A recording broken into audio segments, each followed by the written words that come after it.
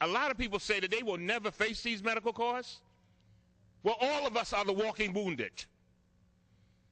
All of us will face difficult problems. The question is, will America be the America that it has always been? We do not get our authority by might. We get it by the way we treat each other. And so these folks are going through some difficult times. These are the same people that this loan program is about. These are the same people that has shown up time after time sitting in the front row of something I call my foreclosure prevention program, with tears running down their faces. Many of them have never missed a mortgage payment, have worked hard every day, and have done everything that was required of them.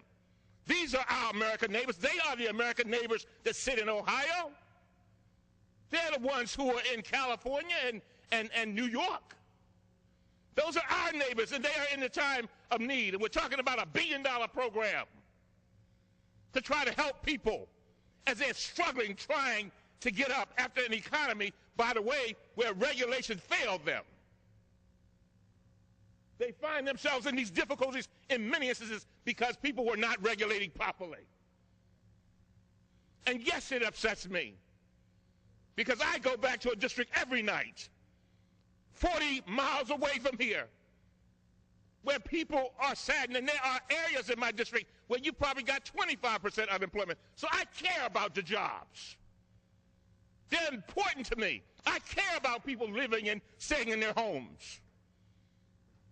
And so if anything was said by the November elections, it was about, we need to sit and get together and work through people's problems like any family would address family problems.